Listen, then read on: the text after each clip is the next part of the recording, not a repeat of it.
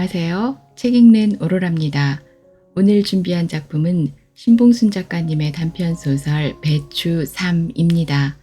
이 작품은 신봉순 작가님의 소설집인 라스베가스로 간다에 실려있는 9편의 작품 중 하나로 펴낸 곳은 북인입니다.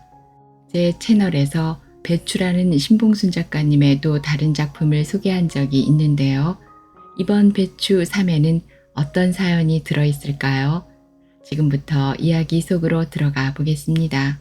편안한 시간 보내세요. 배추 3 신봉순 파타야에는 낮과 밤이 다른 두 개의 나라가 공존했다. 40도가 넘나드는 붉은 대낮에는 유령의 도시처럼 텅텅 비었다가 밤만 되면 봇도랑 물 빠지듯이 사람들이 한꺼번에 거리로 쏟아져 나왔다. 파타야의 밤거리는 딴 나라에서 온 젊은 군인들의 입맛에 딱 맞게 만들어져 있었다. 그들을 위해 존재하는 그들의 공화국 같았다. 파란 눈의 젊은 군인들을 위해 짧은 치마에 하이힐을 신은 여자가 거리에 넘쳐났고 링 위에서는 킥복싱 선수들의 이유 없는 싸움이 죽기 살기로 이어지고 있었다. 용달차를 고쳐 만든 것 같은 택시도 되고 버스도 되는 송태우가 굴러다녔다. 루비쇼와 게이쇼가 쉬지 않고 펼쳐졌다. 젊은 군인들은 맥주를 마시면서 여자들을 골랐다. 아고고바 여자들은 커다란 회전 탁자 위에서 팬티와 브래지어만 걸친 채 스테인레스 봉을 하나씩 잡고 춤을 추었다. 팬티에는 보름달 같은 번호표를 하나씩 달고 있었다. 가끔 남자들이 브래지어 속이나 팬티 속에다 달러를 꽂아주면 그것을 꽂은 채 하느작 하느작 춤을 추었다. 번호가 불린 여자는 번호를 부른 남자와 어디론가 사라져 버렸다. 태국 전통 복장을 한 키 작은 여자가 천장을 손가락질하는 것을 보면 위층 어디쯤 있을 침실로 가는 것 같았다. 춤이 무르익으면 여자들은 브래지어를 벗어던지고 팬티도 벗어버리고 무대 뒤로 사라졌다. 그리고는 조금 후에 다시 나타나서 얘의 그 하얀 속옷을 입고 아무렇지도 않은 표정으로 봉을 잡고 살랑살랑 춤을 추었다. 빠르지도 느리지도 않은 음악에 맞춰서. 여자 중에 웨이가 있었다.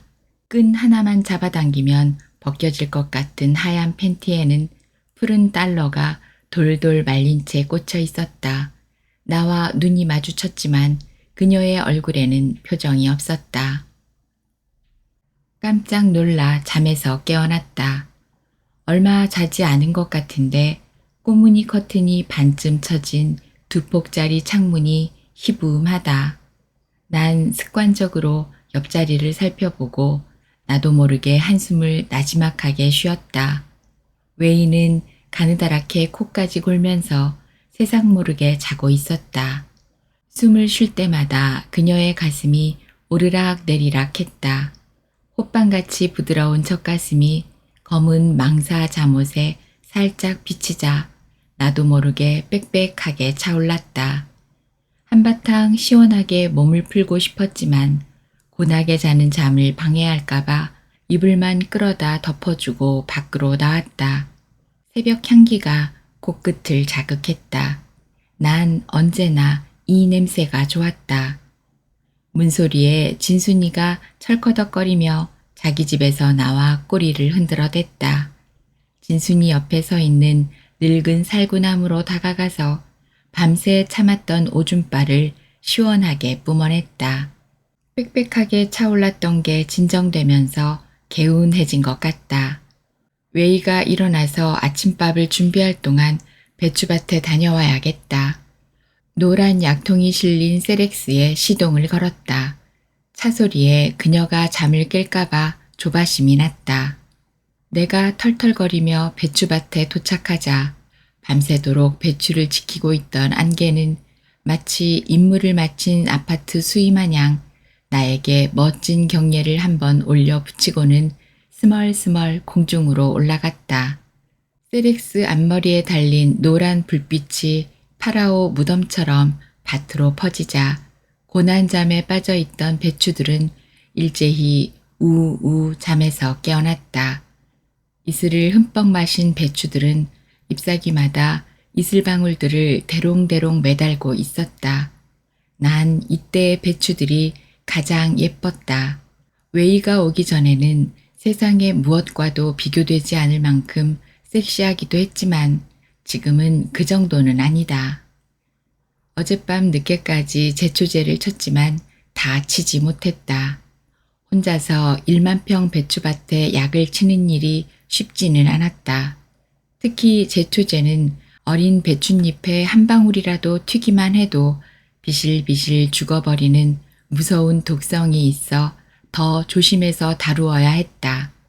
단 한 방울만으로도 모든 살아있는 것을 죽이는, 그것도 아주 점잖게 서서히 말려 죽이는 그라목손이 난 아주 유혹적일 때가 있었다. 혼자 낑낑거리며 약을 치고 있자 친구들이 지나가면서 한마디씩 했다. 색시가 그렇게 아까우냐고.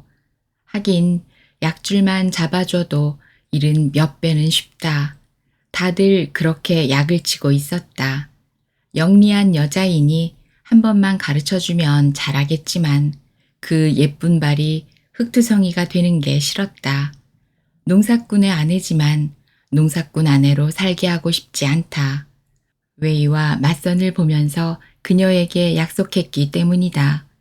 웨이는 내 말을 알아들었는지 못 알아들었는지 치약 광고하는 여배우처럼 하얀 이를 드러내고 웃기만 했다. 하긴 기본적인 인사밖에 웨이나 나나 의사소통이 안 되는 마당에 이런 장황한 말을 알아듣기에는 역부족이었다. 그러나 난 내 입으로 뱉은 약속은 꼭 지키고 싶었다. 내가 이틀에 걸려서 약을 치든 일주일이 걸리든 간에 내 손톱 끝이 다 닳아 없어지더라도 배춧값만 있으면 더 바랄 것이 없다. 역시 새벽녘에 하는 일은 정수리가 훌러덩 벗겨질 정도로 뜨거운 대낮에 하는 것보다는 훨씬 능률이 올랐다. 아침 먹고 시작했다면 온종일 걸릴 일을 벌써 다 마쳤다. 제초제를 다 치고 둘러보는 배추밭은 눈이 모자랄 지경으로 드넓었다. 5잎 정도 나온 연두색 배추잎은 웨이의 손처럼 연약하기도 하지만 그녀처럼 까칠하기도 했다. 그녀처럼 수줍어하는 것 같았다. 이제 노랗게 속이 차오르기 시작하면 영양제를 뿌려줄 것이다. 물론 비료도 몇 번은 더 쳐야 할 것이고. 봄에는 밭에 배추를 그냥 버렸다. 웨이를 맞이하고 처음 짓는 농사라서 애착이 많이 갔고 정성도 더 많이 기울였다. 그녀에게 내 능력을 보여주기 위해서였다. 이 근동에서 내 배추를 따라올 만한 물건은 없었다. 배추 품평회에 내보낸다 해도 1등감일 정도로 아주 모양 좋게 잘 키워 놓았지만 그만 배추값이 말 그대로 똥값이었다. 1만 평의 배추를 기르자면 기본적으로 들어가는 씨앗과 농약과 비료값을 제하고도 인건비만도 만만치가 않았는데 그것을 다 빚으로 떠안은 셈이다. 더군다나 내 땅이 아니었으니 가을이면 도지도 주어야 했다. 친구의 트랙터를 빌려서 그 알토란 같은 배추를 다 밀어버렸다. 이제 배추는 그 소리만 들어도 자다가도 벌떡 일어나 앉을 정도로 무섭다고 친구들은 말했다. 나도 마찬가지였다. 길을 가다가도 팔리지 못해 밭에 널브러져 있는 배추를 보면 나도 모르게 외면을 했다.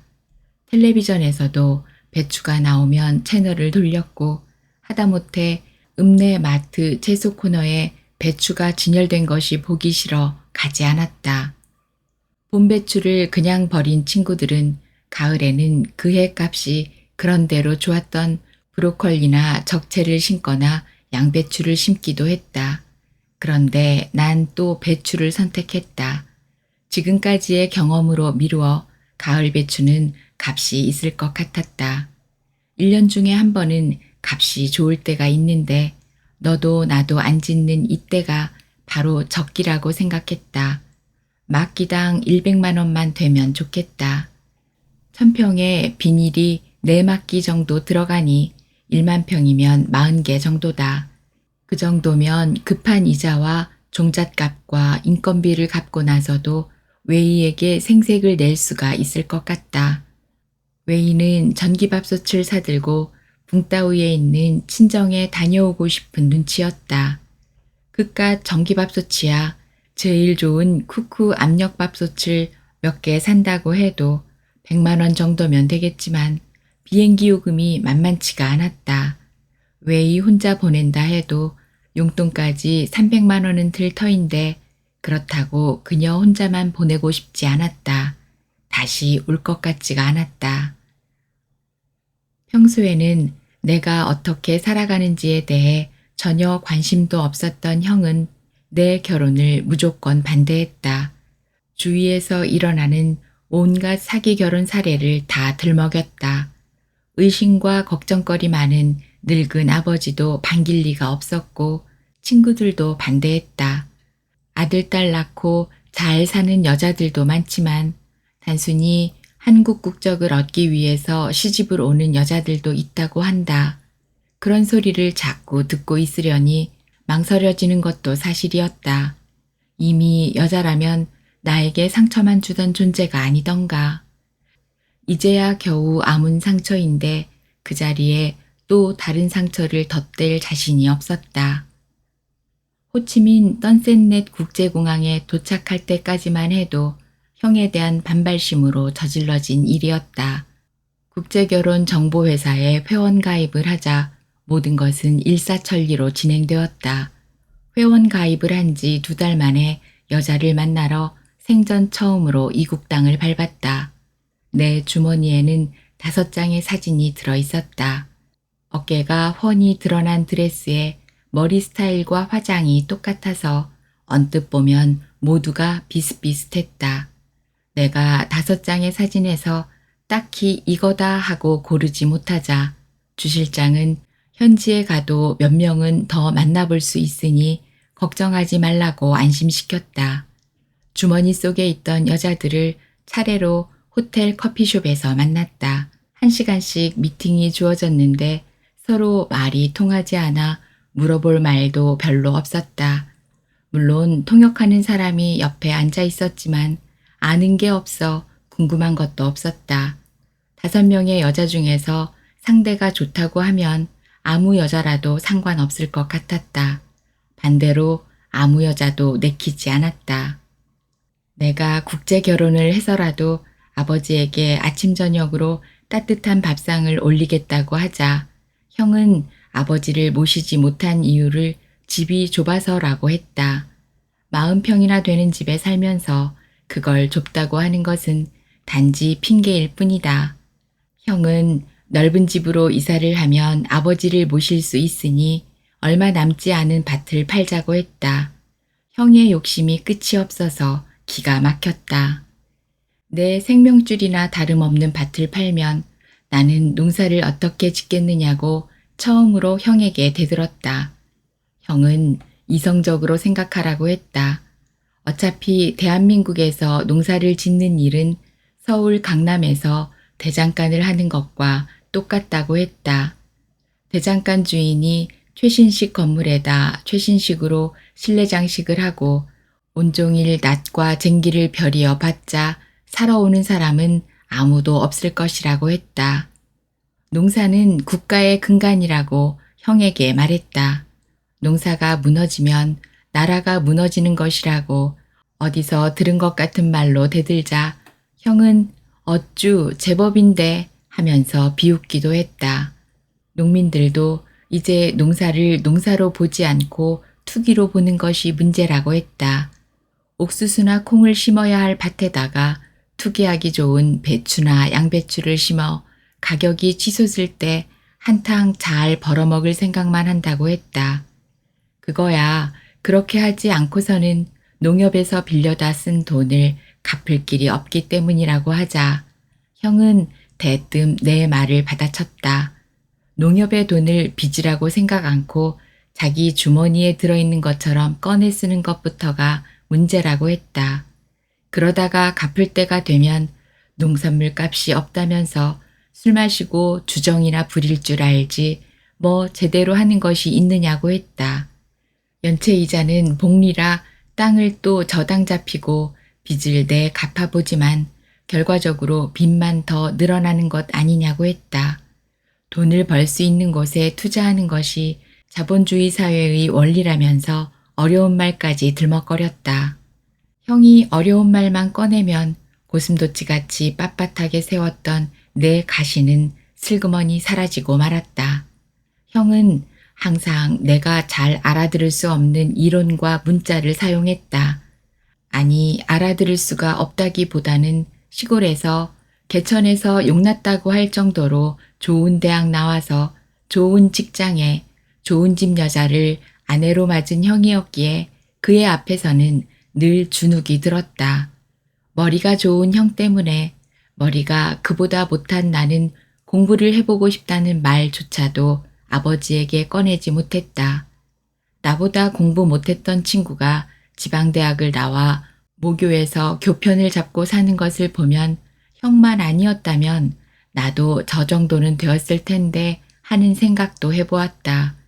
형의 대학 등록금 낼 시기만 다가오면 아버지는 조상 대대로 물려받은 땅을 한 자리씩 야금야금 팔아야 했다. 형이 출세하면 땅을 다시 사들이는 것은 일도 아닐 것이라고 아버지는 굳게 믿었지만 형은 관심밖이었다. 오히려 이른 결혼에 아파트까지 장만해 주느라 비탈밭만 남기고는 다 팔아야 했다. 그런데 지금 그것마저 형은 노리고 있었다. 마지에 권리라나 뭐라나 하면서 그럼 의무는 어쩌고 하려다가 그만두었다. 5 여자와 차례대로 똑같은 내용의 미팅을 끝낸 후 주 실장은 어떤 여자가 마음에 드느냐고 나에게 물었다. 내가 우물쭈물하고 있자 주 실장은 3번째 여자가 나를 아주 마음에 들어 한다고 했다. 3번째 여자라. 방금 이 자리에서 미팅했건만 얼굴이 언뜻 생각나지 않았다. 노란 리본 블라우스를 입은 여자라는 주 실장의 말에 그 여자가 괜찮다고 하면 나도 괜찮다고 했다. 주 실장은 그때야 환하게 웃으면서 그럼 다른 여자들은 다 돌려보내고 2차 순서를 진행하자고 했다. 같이 온 다른 사람들도 다 짝을 정했으니 지금부터 정말 눈코 뜰 새 없이 바쁠 것이라고 했다. 일단은 정한 짝과 다시 만나서 저녁 식사를 같이 하고 호텔에서 1박을 한 후 여자 집에 가서 인사를 드려야 한다고 했다. 5박 6일 동안의 일정에서 결혼식까지 들어가 있는 프로그램이라 짐작은 했지만 처음 보자마자 같이 잔다는 것부터가 조금은 우스웠다. 아무리 문화가 다른 나라지만 여자 쪽에서 받아들여지기나 할지 걱정했는데 결과적으로 여자보다 남자인 내가 문제였다.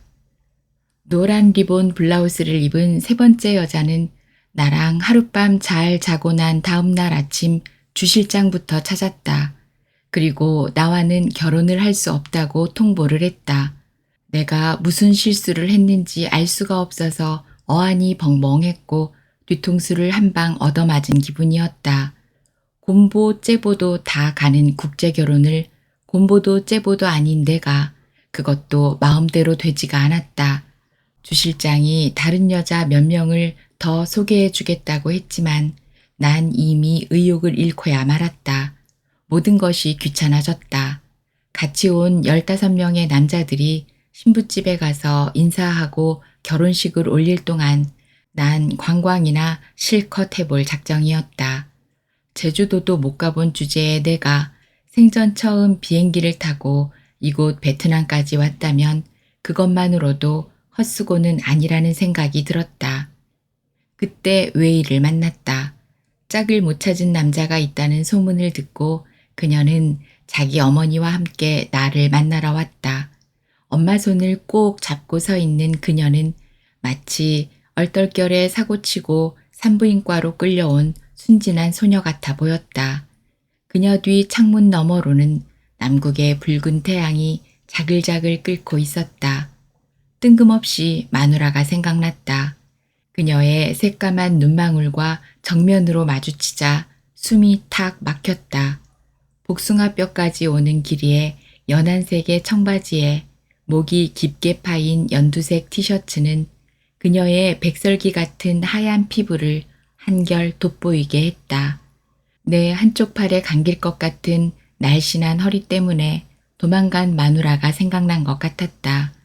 날씬한 몸매에 얼굴도 예뻐서 나에게는 분에 넘치는 여자였다. 그런데 그녀와 그녀의 엄마와 주실장은 연신 내 입만 쳐다보고 있었다. 내 입에서 나오는 한마디에 죽기도 하고 살기라도 하는 양, 마치 주인의 처분만을 기다리는 종인 양 그렇게 서 있었다. 형이 생각났다. 형의 코를 납작하게 만들고도 남을 만한 여자였다. 그래서 고개를 끄덕였다. 그 다음부터는 모든 것이 일사천리로 진행되었다. 작년 겨울에 웨이가 들어왔다.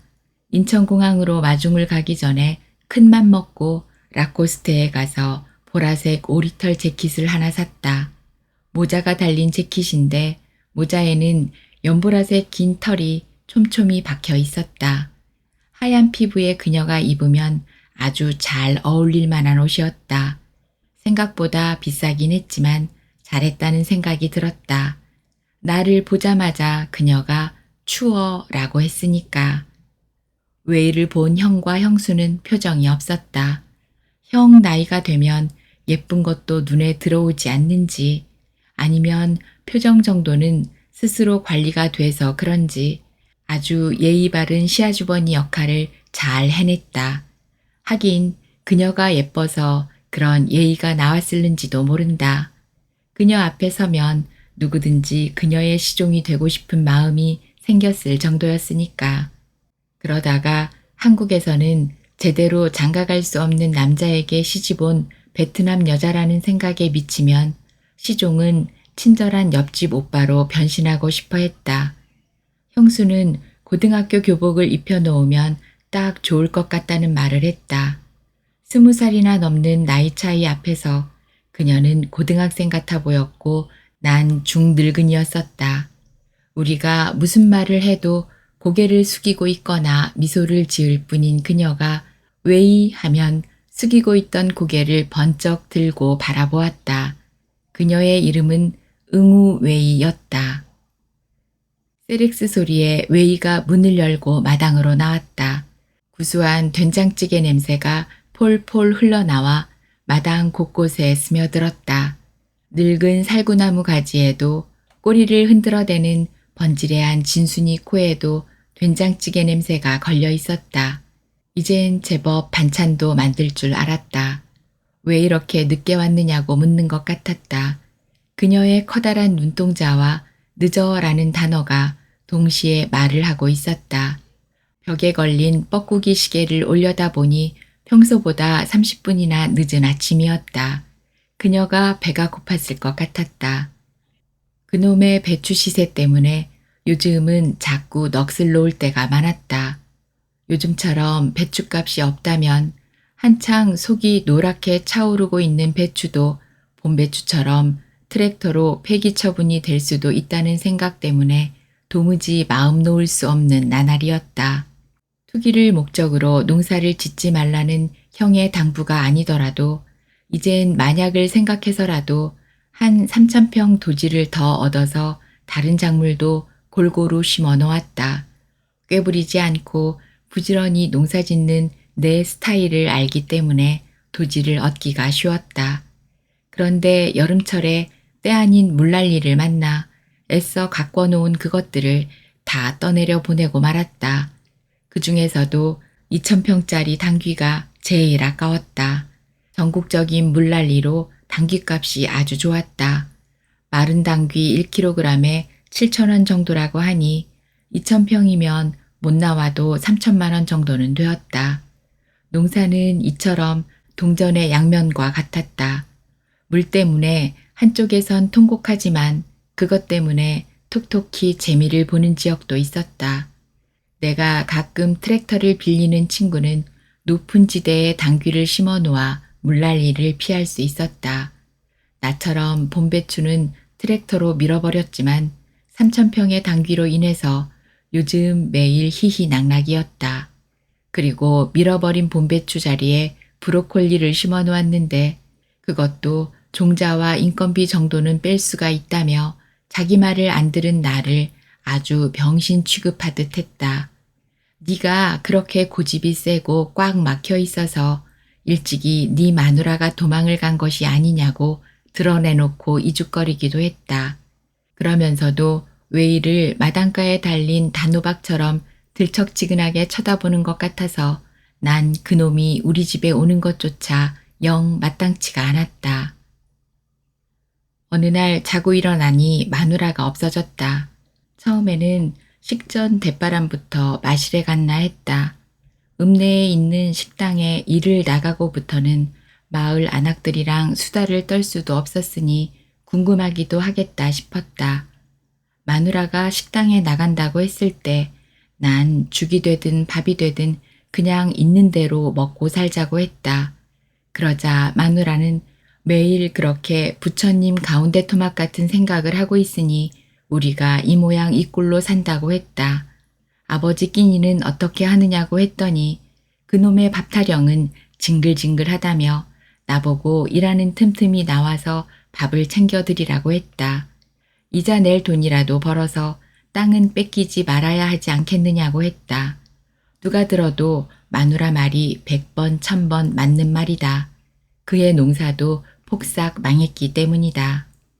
눈 반들반들한 친구 한 놈은 겨울만 되면 도시로 나갔다. 공사판에 가서 막노동이라도 뛰어 이자를 갚겠다고 했다. 긴 겨울 동안 농촌에서 젊은 사람들이 할 일은 아무것도 없기 때문일 터였다. 나도 이제는 그 방법밖에 없는 것 같았다. 하지만 아버지 때문에 노동판에도 갈 수가 없었다. 아니, 가만히 있는 아버지를 들먹일 필요 없이 마누라 때문이었다. 차츰 멋을 부리는 마누라가 눈에 거슬리기 시작했다. 싹싹하고 일 잘하는 것까지는 좋은데 웃음이 너무 해픈 게 문제였고 농사꾼 안악처럼 안 생긴 가느다란 몸뚱어리도 영 신경이 쓰였다. 방귀 잦은 놈이 똥 싼다고 마누라는 다니는 식당에서 밥을 대먹던 배추 장사꾼과 배가 맞아 결국엔 도망을 가버리고 말았다. 죽도록 일해도 빚만 늘어나는 농사꾼 남편보다는 일 안 하고도 돈 잘 버는 배추 장사꾼이 더 좋았던 모양이다. 배추는 참 여러 모양으로 나를 죽이고 있었다. 그리고 이제는 내 인생에서 여자가 차지할 자리는 없겠구나 생각하면서도 유혹을 이길 수가 없었다. 어쩌다가 다방 아가씨에게 마음을 주게 되었을까? 일단은 가장 고민거리인 아버지 끼니가 해결될 것 같아서 다방 여자의 손을 잡게 되었는데 그녀는 내가 잡은 손을 물리치지 않았다. 그러나 딱 3달 후 새벽에 그녀도 사라지고 말았다. 샛별다방에서 그녀를 빼오기 위해 비탈밭 한 자리를 팔았다. 그녀의 몸값이 밭 한 자리 값이나 된다는 것에 놀라기는 했지만 아깝지 않았다. 호시탐탐 땅을 노리는 형 때문인 것 같았다. 일이 이렇게 되자 형은 박수처럼 이미 예상했던 일이라고 했다. 형뿐 아니라 친구들도 그녀가 오래 살 여자는 애당초 아니라고 생각했던 모양이다. 남들은 그토록 내 미래에 대해서 잘 알고 있었는데 나만 나를 잘 모르는 것 같다. 난 정말 그녀에게 아무 욕심이 없었다. 그녀와 처음 잠자리를 가진 후 딱히 할 말도 없고 해서 지나가는 투로 제일 자신 있는 일이 무엇이냐고 물어보았다. 그러자 기다렸다는 듯이 대뜸 자기는 밥하는 게 제일 자신 있다고 했다. 그 순간 난 아버지를 떠올렸다. 내가 이러고 있는 날에는 아버지도 끼니를 거르는 날이었다. 우리 집에 와서 밥이나 할래? 그녀는 깔깔 웃으면서 다방에 진 빚만 갚아준다면 오늘 저녁부터라도 당장 밥을 하겠다고 했다. 이렇게 나랑 살던 여자들이 새벽이면 홀연히 사라지는 것처럼 웨이도 어느 날 새벽에 사라질 것만 같았다. 난 잠을 이룰 수가 없었다. 어쩌다 잠이 들면 꿈속에서 그녀는 봉을 잡고 춤을 추었다. 친구들이 툭툭 내뱉는 말도 신경 쓰였다. 친구들은 나보고 농사는 잘 안 돼도 여자복 하나는 타고난 것 같다고 했다. 하지만 매일 듣는 그 말이 그저 흘려들을 일만은 아니라는 생각이 들었다. 점점 더 자신감이 없어서인 것 같았다. 모름지기 뭐니 해도 돈이 큰소리치는 세상에서 돈을 언제 제대로 만져보았는지 아득하게 느껴졌다. 여름에 선산자락에 심은 풋고추가 그런대로 값을 해서 그 돈으로 웨이와 시장을 자주 다녔다. 그녀는 과일을 좋아했다. 처음 이곳에 왔을 때 다른 음식은 다 못 먹으면서도 귤은 잘 까먹었다. 겨우내 귤만 까먹어서 손가락이 노랗게 물들었다며 얼굴을 찡그렸다. 올겨울에도 귤을 많이 사주어야 할 텐데 그럴 돈이 생기지 않을까봐 겁이 난다. 봄배추를 트랙터로 갈아엎고 그 자리에 다시 배추를 꽂기 위해서는 배추모를 비롯한 농약과 비료 그리고 인건비가 수월찮게 필요했다. 할 수 없이 농협의 대북에 강대리를 찾아갔다. 대북에는 사무실에서 가장 구석자리에 배치되어 있었다. 그것도 모자라 칸막이로 빙 둘러싸여 있었다. 열려있는 공간에 뜬금없이 요새처럼 둘러싸인 칸막이는 오히려 더 궁금증을 불러일으켜 사람들은 자꾸 흘끔거렸다. 배려가 폭력이 된 꼴이었다. 강대리는 먼저 온 손님과 상담 중이었다. 난 이상하게 강대리 앞에만 서면 나도 모르게 기가 죽고 머리가 조아려졌다. 강대리는 아주 고압적인 자세로 서류를 뒤적이고 있었다. 강대리 앞에 앉아있는 사람은 나처럼 배추 농사를 짓는 동네 사람이었다. 그는 빚돈을 얻은 것 같기도 하고 못 얻은 것 같기도 하고 영 종잡을 수 없는 표정을 나에게 지어 보이며 헛개비처럼 허정허정 사무실을 빠져나갔다. 조금 전에 그 사람에게 취했던 고압적인 자세보다도 한 단계 더 높은 자세를 취한 강대리는 이번이 마지막이라고 윽박질렀다. 새 출발도 했기 때문에 봐주는 줄 알라면서 사뭇 선심 쓰듯이 말했다. 그런데 새 출발이란 단어 앞에서는 입꼬리가 슬쩍 말려 올라갔다. 비웃는 것일까? 연말까지 원금과 이자를 갚지 않으면 담보로 잡힌 것을 내놓아야 할 것이라고 했다. 난 무조건 알았다고 했고 고맙다고 머리를 조아렸다. 1만 평의 배추가 사상 유례 없는 최고의 가격을 받는다고 해도 이때껏 진 빚을 갚기란 사실상 어려운 그것을 강대리도 알고 나도 잘 알고 있으면서도 강대리는 무조건 갚으라 했고 나는 무조건 갚겠다고 했다. 강대리로서는 지금 사는 집터와 선산을 담보로 잡아놓았기 때문에 손해볼 일은 아니었다. 산간지방에 서리가 내릴 것이라는 일기예보가 오보이길 바랐다. 맞는 날보다 안 맞는 날이 더 많았으니까. 그런데 이것도 내가 꾸면 안 되는 욕심이었던지 간밤에 푸르디 푸른 1만 평의 배추밭에 때이른 서리가 하얗게 내렸다. 어제까지만 해도 새파랗던 배추들이 밤에 내린 서리 한 방으로 물먹은 목화섬처럼 바디랑에 맥없이 짜부러졌다. 나도 서리 맞은 배추처럼 허물어지듯이 주저앉았다. 가을에는 배추값이 있으리라는 내 예상은 철저하게 빗나가고 말았다. 비닐 한 바퀴당 100만 원은커녕 50만 원도 쳐주려고 하지 않았다. 눈치 빠른 농사꾼들은 그 돈이라도 작자가 나섰을 때 처분하듯이 얼른 팔아버렸다. 하지만 나는 혹시 배추 시세가 오를까 싶어서 팔지 않았던 것이 오히려 문제였다. 배추 시세는 10만 알지 아무도 예측할 수가 없기에 미련을 버리지 못했다. 그런데 기대와는 달리 배추 시세는 자이로 드롭을 탔는지 바닥으로 무섭게 추락할 줄밖에 몰랐다. 비닐 한 막기당 15만 원으로 떨어지고부터는 배추를 사러 다니는 장사꾼은 아예 보이지가 않았다. 그 사이 농협에서는 몇 번이나 최고장을 보내왔다. 같은 날에 결혼한 15명의 남자 중에 지금껏 결혼 생활을 유지하는 남자는 나를 포함해서 7쌍밖에 안 되었다. 나머지는 이미 파탄이 나 있었다. 그렇게 되기까지는 이유도 가지가지였겠지만 대부분 여자 쪽이 문제라고 했다.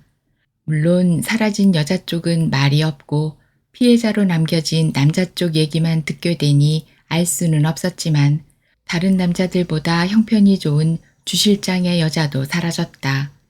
그는 베트남 여자를 위해 베트남어를 배우는 것은 기본이고 베트남 텔레비전 방송까지 설치해주면서 최선을 다했다고 한다. 이런 일이 발생한 것은 그들끼리 연락의 끈이 있었고 그들 뒤에는 집을 나오게 하는 신종 범죄단이 숨어 있었기 때문이라고 본듯이 말했다. 부쩍 전화가 잦더라고 했다. 백방으로 수소문해서 찾아봤지만 오리무중인 것은 누가 뒤에서 봐주고 있기 때문이라고 했다. 오늘이 농협에서 정한 마지막 날이었다. 오늘까지 이자라도 해서 살모사 대가리 같은 강대리에게 허리를 굽실거리면 선산만은 별탈 없이 보존할 수가 있을까. 그리고 꽃무늬 커튼이 반쯤 쳐진 내 집에서 외이와 행복하게 살 수 있을까. 이런 생각 저런 궁리를 해가며 서리 맞은 배추를 어찌해볼 요량도 없으면서 버릇처럼 배추밭에 다녀왔다. 빚에 빚을 더한다 해도 빚을 내주기만 한다면 강대리 앞에 얼마든지 무릎을 꿇을 것이다. 외이와 사는 방법은 그것밖에 없기 때문이다.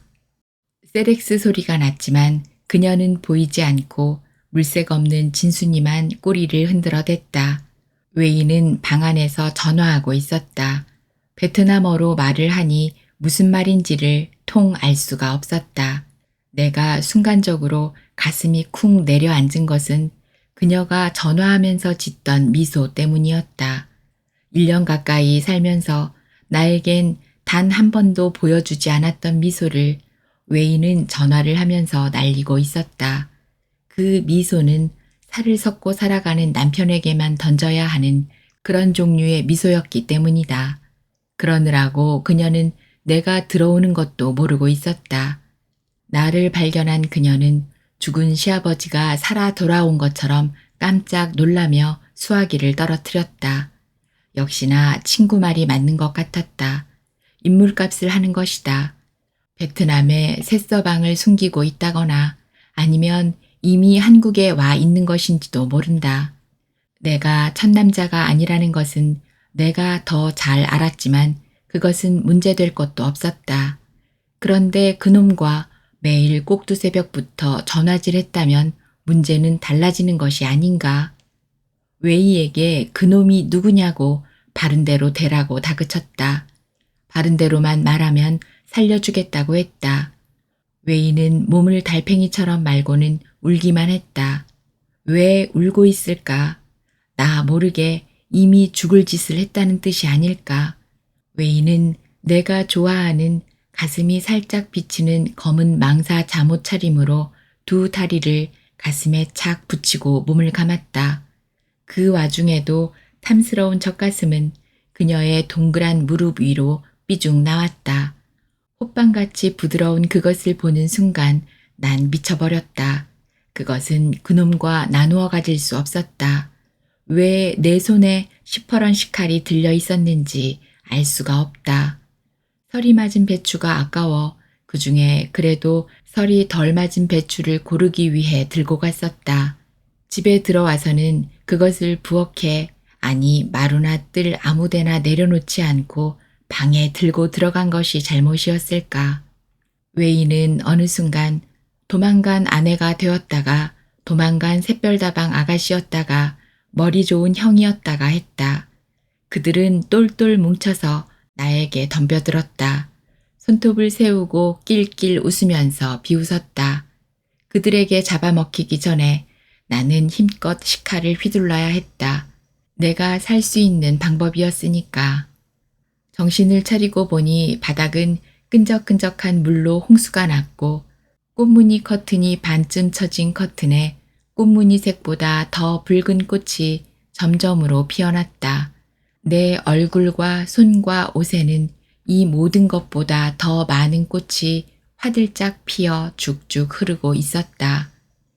창고 깊숙이 보물처럼 숨겨두었던 그라목손을 찾아들고 배추밭으로 휘청휘청 걸어갔다. 이 와중에 찾아갈 곳이 있다는 것이 다행이었다. 배추는 내가 무슨 짓을 해도 나를 받아주고 용서를 해줄 것 같아 위안이 되었다. 웨이보다 때로 더 유혹적인 그라목손은 한마디로 참 시시했다. 그것을 목구멍에 털어넣는 데는 시계 초침이 2번밖에 움직이지 않았다. 마음 같아서는 배추밭 한가운데 가서 아주 폼나게 드러눕고 싶었지만 목구멍이 불붙은 것처럼 뜨거워서 그럴 수가 없었다. 부드러운 배추의 감촉은 다 어디로 가고 차갑고 딱딱하기만 했다.